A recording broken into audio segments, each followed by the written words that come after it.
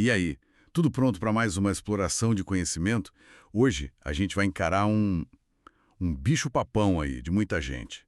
A tal da metodologia científica. Mais especificamente, vamos dar um foco na coleta de dados, sabe? E para isso a gente mergulhou no material do professor Júlio Facó. Aliás, se você curte aprender sem complicação, já aproveita, se inscreve, curte e compartilha o canal do professor Facó. É um trabalho muito bacana, sem fins lucrativos, para levar conhecimento para fora da universidade. Bora dessa força? Isso mesmo. A ideia aqui é usar o material do Pro para descomplicar, né? Entender como pensar essa coleta, onde é que estão esses dados e quais a gente realmente precisa buscar para nossa pesquisa. Perfeito. Então prepara o café que a gente vai desempacotar isso. Primeira coisa, para que raios coletar dados? Só para complicar a vida? Não, de jeito nenhum.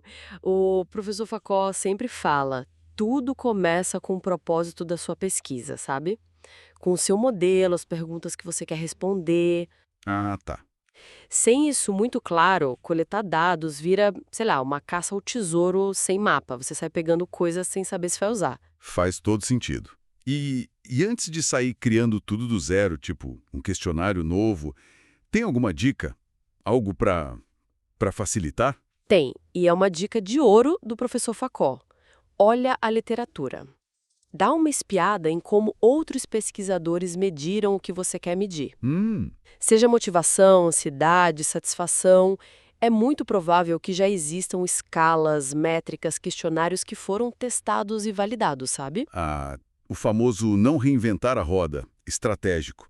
Mas e se, sei lá, essas escalas são de fora, talvez não encaixem tão bem aqui no Brasil?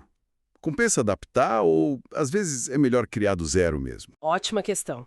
Adaptar geralmente é o caminho mais seguro e mais rápido, porque você já parte de algo testado, né? Certo. Mas, claro, exige cuidado. Tem que fazer uma adaptação cultural, linguística bem feitinha e depois revalidar aqui. Criar do zero dá um trabalhão, envolve teste piloto, um monte de coisa, mas às vezes é o único jeito se nada que existe mede exatamente o seu rolê específico. Entendi. Falando em ferramentas, então, quais são as mais clássicas para essa coleta de dados? Bem, os clássicos dos clássicos, questionários. São bons porque são relativamente baratos, dá para aplicar em muita gente, e se forem bem construídos, são confiáveis. Podem ter perguntas abertas para a pessoa escrever ou fechadas, né? Tipo múltipla escolha. Isso, múltipla escolha ou as famosas escalas. Aquela escala Likert, né? Discordo totalmente, concordo totalmente. Essa mesma. E aí o professor Facó dá um alerta importante. Cuidado com os extremos muito radicais, tipo terrível ou maravilhoso demais. Por quê? Porque muita gente foge dele, sabe? A pessoa fica com receio de parecer muito extrema e acaba marcando algo mais pro meio. Aí a escala não mede direito a intensidade da opinião. Entendi. O ideal é usar alternativas mais realistas e, se possível, com intervalos que pareçam iguais entre as opções. E olha, fundamental, pré-teste. Sempre teste seu questionário antes com colegas especialistas. Para não descobrir o problema só depois de aplicar em todo mundo. Exatamente. E claro, usar um questionário já validado por outros pesquisadores, como a gente falou, é uma ótima opção metodológica, um atalho inteligente. Beleza. E, além dos questionários, que mais tem nessa caixa de ferramentas do pesquisador? Tem as entrevistas, essas são ótimas para ir mais fundo, sabe? Para entender o como e o porquê das coisas, captar ideias, valores, aquilo que o número sozinho não conta. Mas entrevista não é tudo igual, imagino. Não, não é. Pode ser uma coisa mais solta, tipo uma conversa mesmo, que a gente chama de entrevista conversacional. É boa para o começo, para explorar um tema. Uhum. Ou pode ser mais na linha, com perguntas já definidas, no roteiro. É a semi-estruturada. Essa facilita depois para comparar as respostas, para analisar. Faz sentido. E tem mais alguma carta na manga? Tem sim. Tem as observações, que é basicamente ir lá e ver o que as pessoas realmente fazem, né? Porque às vezes o que a pessoa diz não é exatamente o que ela faz. Verdade. Tem os grupos focais, que são muito bons para testar produtos, discutir ideias em conjunto. E tem uma coisa que o professor Facó também destaca bastante: a análise de dados secundários.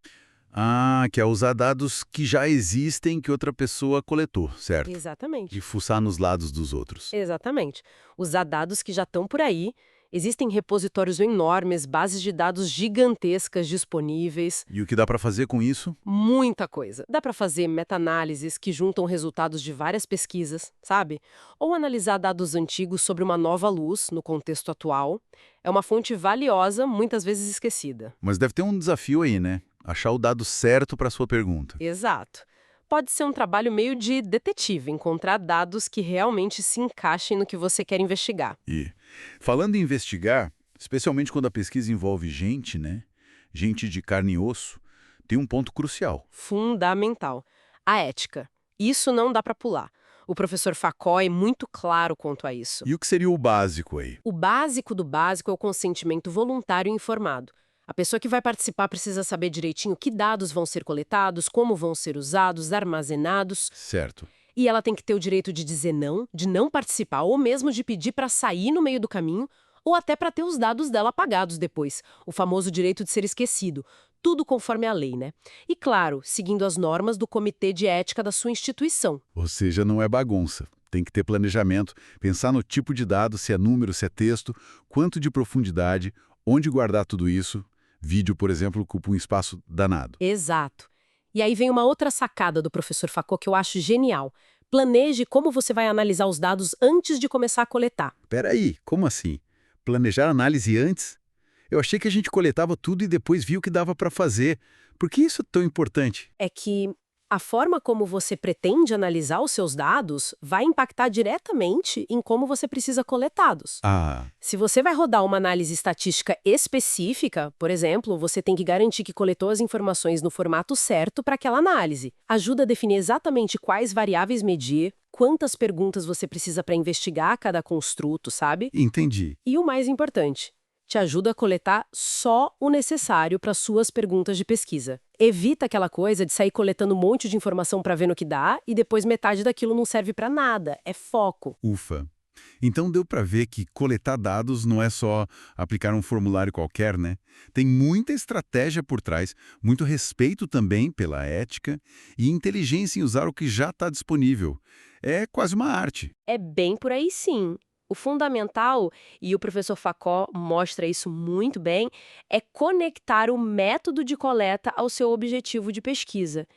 A literatura e um bom planejamento são, sem dúvida, os seus maiores aliados para ter uma coleta de dados robusta que realmente traga respostas significativas. Fica até uma reflexão, né? Quantas vezes a gente responde uma pesquisa por aí sem ter a menor ideia de todo o trabalho, todo o cuidado que deveria existir por trás daquelas perguntas. E aí, curtiu essa nossa exploração descomplicada? Para pegar mais conteúdos assim que traduzem a ciência com bom humor, já sabe o caminho, né? Corre lá no canal do professor Júlio Facó. Isso, busca lá no YouTube, Professor Júlio Facó. Se inscreve, ativa o sininho, dá aquela curtida marota e compartilha com a galera. Ajuda a gente a fortalecer esse trabalho incrível de espalhar conhecimento de qualidade para todo mundo. É isso aí. Valeu pela companhia e até a próxima.